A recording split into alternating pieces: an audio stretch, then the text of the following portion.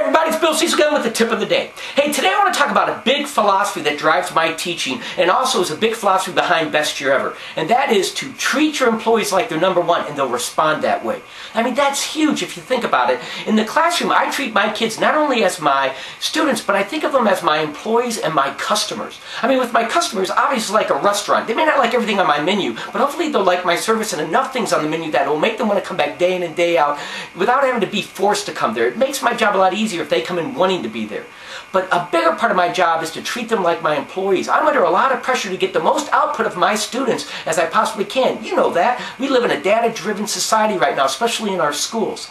And so my job is to get the most out of my students. And the way I do that is I treat them like they're number one and they respond that way. And that's what I want you to do as well. Now, this isn't just my idea. I've done my job.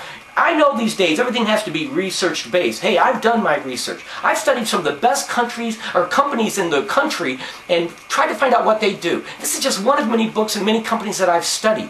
And what I liked about this book was it studied the 100 top performing companies and found out that, what it does to make them to be number one. Or why is it that their employees want to work for them? And what I found out, the one common denominator that all of these companies had in common is that they treat their employees like they're number one and they respond that way.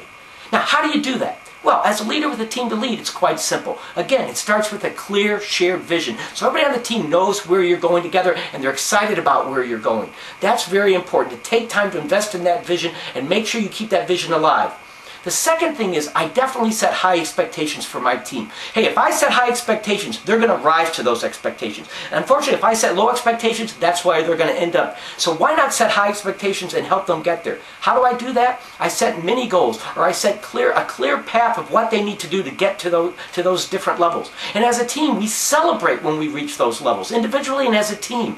We also take great pride on my team to be a winning team. The work we're doing is paying off and we know it and we feel good about that. And we definitely talk about that. We share our pride. We feel our pride on my team. That's what I want you to feel in your classroom.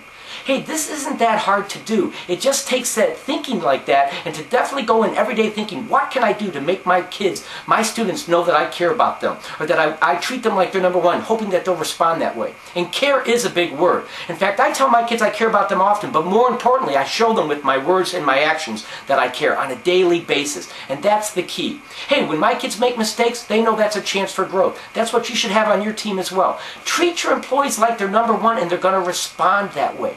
I think this goes beyond the classroom. I think many districts would benefit from this as well. Instead of coming in and treating the employees like they're some tool just to get what they need, come in and treat them like they're a part of a team. Make them feel special, and they're going to make their students feel special.